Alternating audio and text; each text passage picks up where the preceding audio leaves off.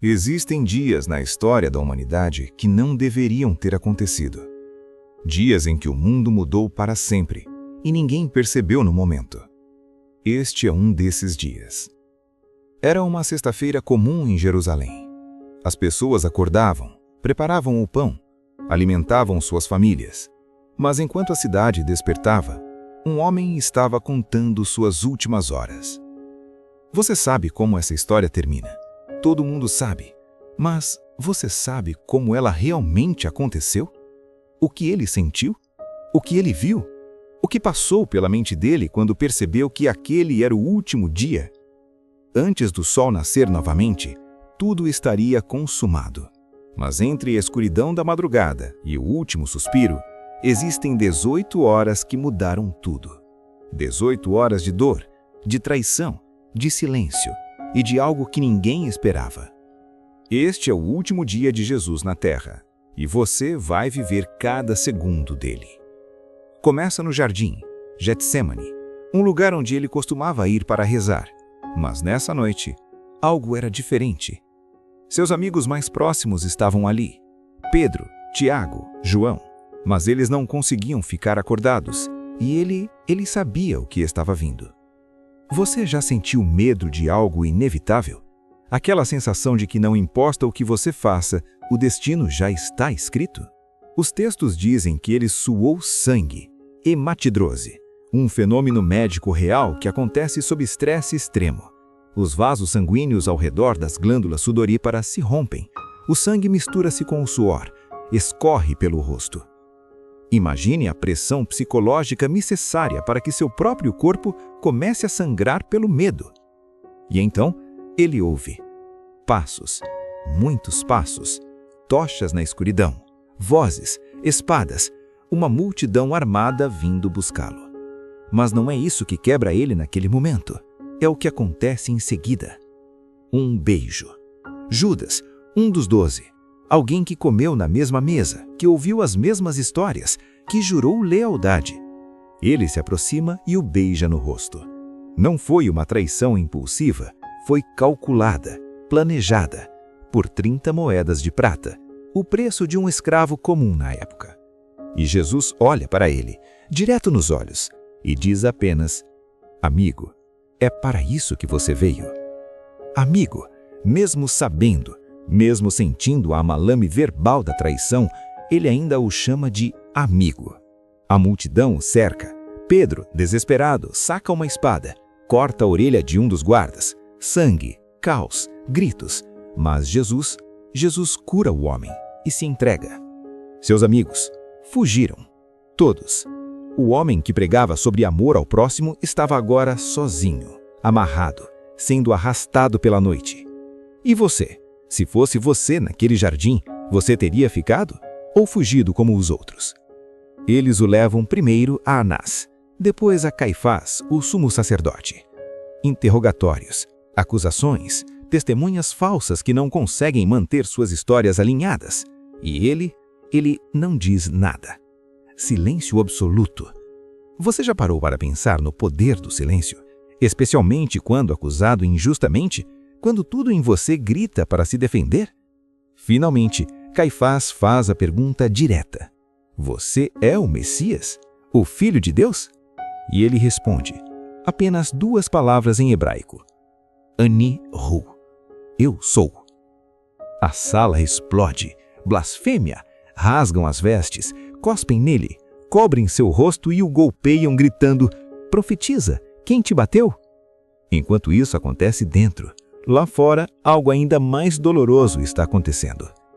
Pedro, o discípulo que jurou morrer por ele, está no pátio, tentando se esconder entre os guardas ao redor da fogueira. E uma serva o reconhece. Você estava com ele. Pedro nega, 1 vez, 2 vezes. Na terceira ele começa a amaldiçoar e jurar: eu não conheço esse homem. E nesse exato momento, nesse segundo preciso, de dentro do tribunal, Jesus vira a cabeça e olha para ele. Imagine esse olhar, não de raiva, não de julgamento, apenas tristeza, decepção profunda e reconhecimento de que a profecia se cumpriu. O galo canta, E Pedro desaba, sai correndo e chora. As Escrituras usam uma palavra grega específica, pikros, em amargamente. Ele chorou amargamente. Mas o julgamento ainda não acabou. Os líderes religiosos não podem executá-lo. Precisam da autoridade romana. Então o arrastam para Pilatos, o governador. Pilatos interroga e encontra um homem silencioso, calmo, quase perturbadoramente tranquilo, e diz publicamente: não encontro nenhuma culpa nesse homem. Mas a mesma multidão que dias antes gritava Hosana e cobria o chão com mantos para ele passar, gritava outra coisa: crucifica-o, crucifica-o. Pilatos tenta mais uma vez. Oferece soltar Jesus ou Barrabás, um assassino, um terrorista. E o povo escolhe Barrabás. Deixa isso afundar. Um criminoso violento é liberto e um pregador de paz é condenado à morte mais brutal que Roma conhecia. Pilatos lava as mãos publicamente. Estou inocente do sangue desse justo.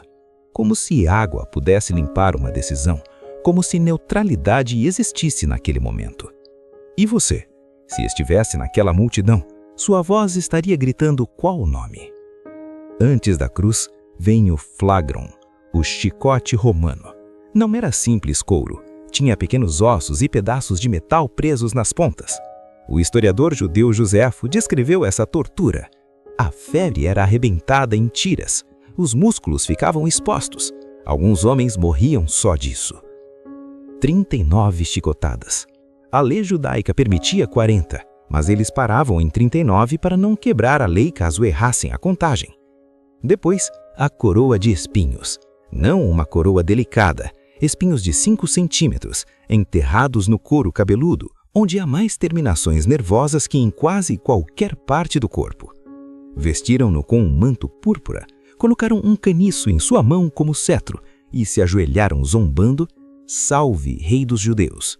Depois, arrancaram o caniço e bateram na cabeça dele com ele, empurrando os espinhos ainda mais fundo. A dor física, você consegue imaginar?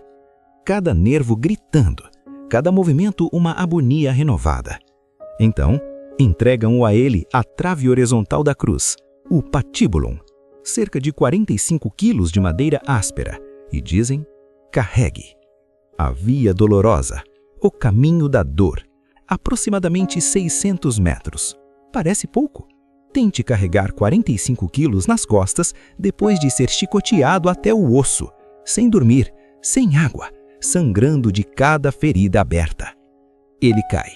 Uma vez, 2, 3 vezes. Na terceira queda, os soldados percebem que ele pode morrer antes de chegar ao local.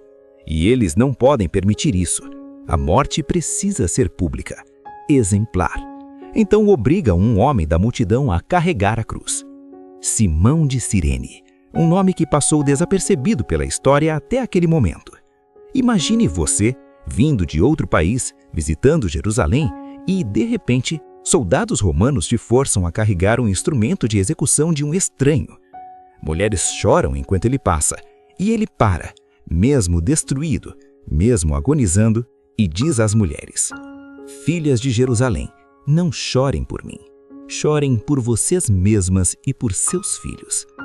Até nos últimos momentos de consciência lúcida, ele pensa nos outros. E, finalmente, chegam ao Gólgota, lugar da caveira, um monte fora dos muros da cidade, onde Roma executava seus piores criminosos. E é ali, naquele chão, manchado de sangue de tantos antes dele, que a parte mais brutal começa.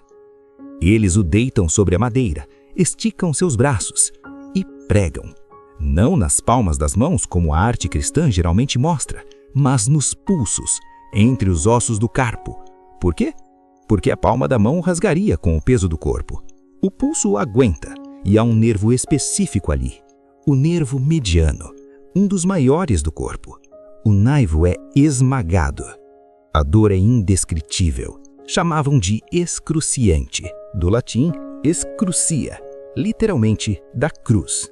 Inventaram uma palavra nova para descrever esse nível de dor.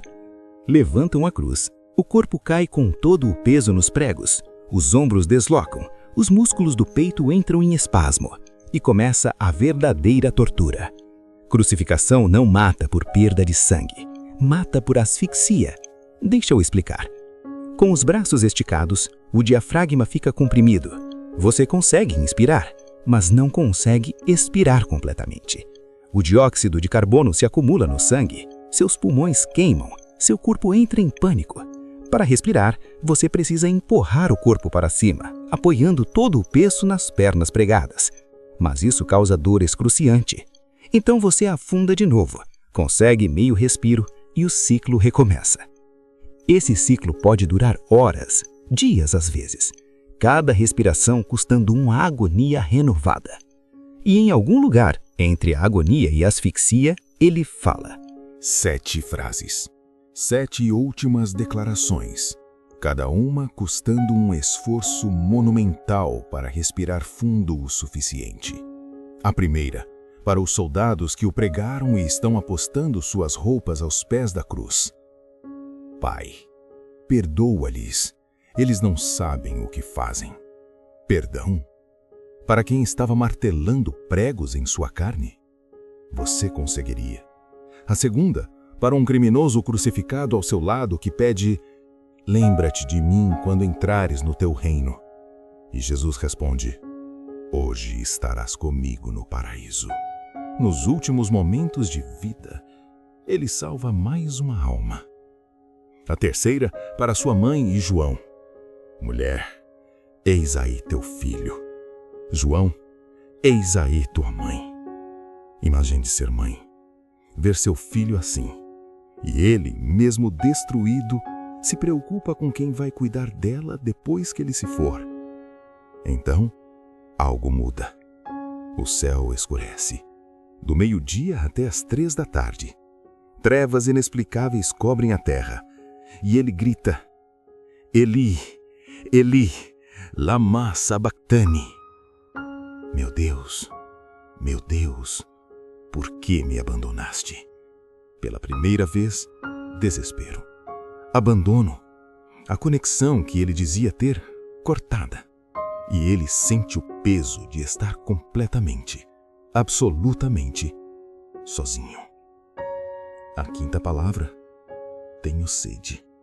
Oferecem vinagre em um caniço, uma esponja embebida em vinho azedo. Ele prova, e então, sexta palavra, quase um sussurro: está consumado. Tetelestai, em grego, uma palavra usada quando uma dívida era paga, quando um trabalho era concluído, quando algo estava finalizado. E a última, com um fôlego que ele não deveria mais ter, ele disse: Pai, nas tuas mãos entrego o meu espírito. E então, inclina a cabeça. Naquele momento, dizem os textos, o véu do templo se rasga de alto a baixo. Um terremoto, rochas se fendem. E o centurião romano, um homem treinado para matar, que viu inúmeras execuções, olha para o corpo e diz algo que nunca deveria sair da boca de um soldado romano. Verdadeiramente, este era o Filho de Deus. Eram 3 da tarde.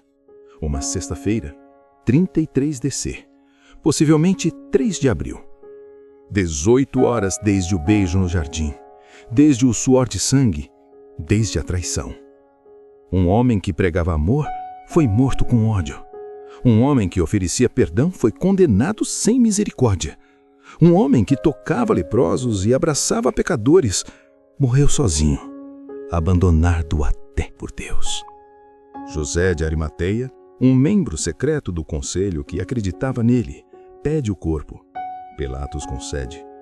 Eles o descem, envolvem em linho, colocam em um túmulo novo, escavado na rocha, e rolam uma pedra na encrada. E pronto. Acabou. Mais um agitador judeu silenciado por Roma, mais uma cruz, mais um corpo, mais um nome esquecido. Ou não. Porque algo aconteceu 3 dias depois. Algo que mudou tudo. Mas essa é outra história. O último dia de Jesus na Terra. 18 horas que dividiram a história humana em antes e depois. Você pode acreditar ou não no que veio depois, mas o que aconteceu naquele dia, aconteceu. E a pergunta não é se você acredita. A pergunta é, se você tivesse estado lá, em qual lado você estaria? No jardim ao lado dele ou fugindo com os outros? Na multidão gritando Hosana ou gritando Crucifica?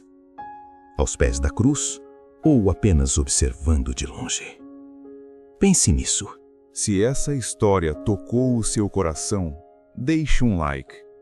Isso ajuda essa mensagem a alcançar mais pessoas. Se você ainda não é inscrito, inscreva-se no canal. Aqui nós relembramos histórias que mudaram o mundo e refletem sobre aquilo que realmente importa. Escreva nos comentários de qual cidade você está assistindo. E se quiser, compartilhe também um relato, uma oração ou um sentimento que essa história despertou em você. Que a paz esteja com você. Até o próximo vídeo.